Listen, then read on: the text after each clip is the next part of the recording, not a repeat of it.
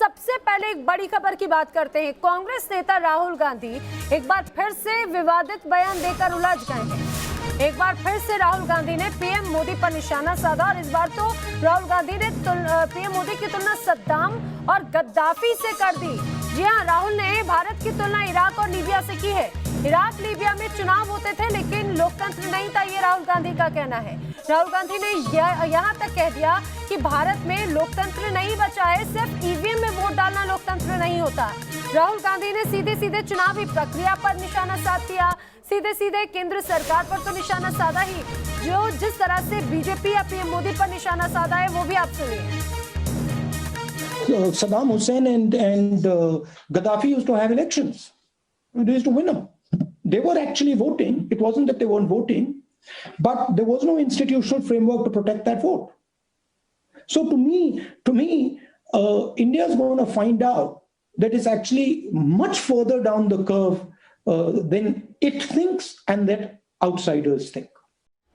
तो सुना आपने, चुनाव की प्रक्रिया पर तो निशाना साधा ही, बीजेपी पर निशाना साधा, पीएम मोदी पर राहुल गांधी ने निशाना साधा, लेकिन राहुल गांधी के इस बयान के बाद में उन पर भी पलटवार होने लगे। राहुल गांधी के बयान पर बीजेपी ने पलटवार किया है और ये कहा है कि राहुल का बयान बेहद ही विवादास्पद है। राहुल सिर्फ देश की बुराई ही करते हैं। कांग्रेस को लोगों ने खारिज कर दिया है।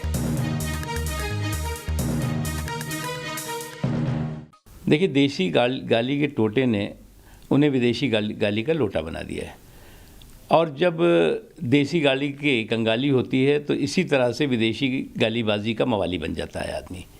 राहुल गांधी जी के साथ वही हो रहा है। पहले देसी गालियों का जो है वो अंबार लगा दिया, अब शब्दकोशों की कमी हो गई तो उन्होंने जो है वो तमाम विदेशी अपने महापुरुषों को अपने नाम लेने शुरू कर दिए। मुझे लगता है मोदी जी को जितना अब्यूज़ करोगे, जनता उतना ही कांग्रेस और उनके साथियों को रिफ्यूज करेगी। मोदी जी के पास पहुंचने तक जगह नहीं है, और शाह साहब ये होम मिनिस्टर है लेकिन ऑर्गेनाइजेशन वो चलाते हैं। नड्डा साहब जो वो कहते हैं वो सुनते हैं। अब पाप बेचारे एमपीज, बीजेपी के एमपीज की क्या हालत है वो आप अगर उनको अलग से पूछेंगे तो वो कहेंगे। तो ये चीज़ उनके पास चल रही है, अंदर से सारा पक रहा है, वो कब बाहर निकलेगा मालूम नहीं। तो सुना आपने, जब जब कांग्रेस करेगी पीएम मोदी को अब्यूज, जनता करेगी कांग्रेस को रिफ्यूज, ये बीजेपी का कहना है। लेकिन जिस तरह से राहुल गांधी का ये बयान आया, राहुल के बयान पर प्रकाश जावड़ेकर ने भी पलटवार किया है। उन्होंने कहा कि राहुल ने जनता के वोट का अपमान किया। इमरजेंसी के वक्त गद्दाफी जैसा हाल हुआ था, ये प्रकाश जावड़ेकर ने कहा।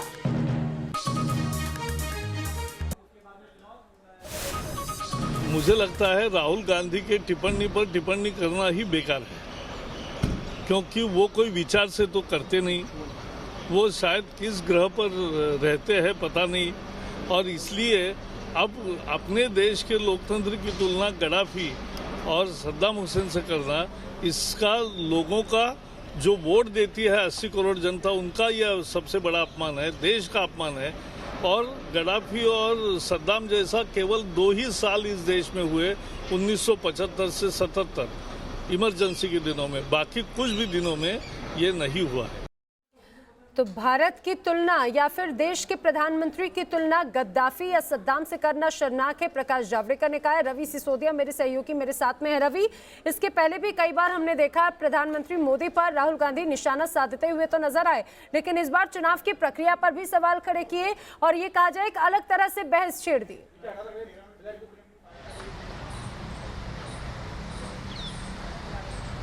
बिल्कुल, देखिए अगर आप पूरे प्रकरण को देखें तो जब 2014 में नतीजे आए थे उस दौरान भी कांग्रेस के कई सांसदों या यूं के कांग्रेस के कई नेताओं ने चुनावी प्रक्रिया पर सवाल खड़े किए थे। उस दौरान ईवीएम को लेकर सवाल खड़े किए गए थे और कहा गया था कि हैक किया गया था। यहाँ तक कि उस दौरान एक कांग्रेस के महासचिव हुआ करते थे मोहन प्रकाश, उन्होंने एक थ्योरी दी थी और कहा था कि इसको हैक कराने के लिए मोसाद का सहारा लिया गया। इस तरह की बातें पहले कही गई। हालांकि तानाशाह की बात कहें कि किस तानाशाह को लेकर जो बातें कही जाती, लगातार कांग्रेस के कई नेता नरेंद्र मोदी जो प्रधानमंत्री उनको तानाशाह कहते रहे हैं, उनको ले कहते रहे हैं कि तानाशाह इस तरह का रवैया या इस तरह का व्यवहार करते, इस तरह का आरोप लगातार कांग्रेस की तरफ से लगाते रहे। कल जिस तरह से जब वो यूनिवर्सिटी में वहाँ मुखातिब हो रहे थे और जिस तरह की बातें उन्होंने कही और ये कहा है कि यहाँ की जो संस्थाएं हैं, चाहे वो वो चुनाव की संस्था हो, न्यायपालिका हो या फिर मीडिया हो, तमाम तरह के सब पे उन्होंने करते हुए कहा है कि अभी जो व्यवस्था है वो उस व्यवस्था को अगर आप देखें तो सद्दाम हुसैन हो या गद्दाफी हो, चुनाव उनके दौरान में भी होते थे, लेकिन जो लोकतंत्र है, जो वोट था, उसका सही निर्णय नहीं हो पाता था। तो एक तरह से बड़ा एलिगेशन लगाया, बड़ा आरोप राहुल गांधी ने लगाया। इससे पहले कांग्रेस के कई नेता तो इस तरह के आरोप लगाते रहे हैं, चाहे ईवीएम हैक का मामला हो, चाहे कई तरह की बातें हो, लेकिन राहुल गांधी की तरफ से एक बड़ा एलिगेशन या गंभीर आरोप लगाया गया है और इस तरह के सवाल खड़े किए गए हैं कि यहाँ की जो चुनावी प्रक्रिया है, चुनाव तो वहाँ भी उनके जमाने में भी होते थे, लेकिन यहाँ जो चुनाव होते हैं जनता चुनती है, वो चीज निकल के सामने नहीं आती है। बयान तो देखते रहे, लेकिन जो टाइमिंग है वो टाइमिंग मैटर करता है। चुनाव है आने वाले वक्त में कई प्रदेशों में, उसके पहले चुनावी प्रक्रिया पर सवाल उठाना, ये टाइमिंग बहुत इंपॉर्टेंट है।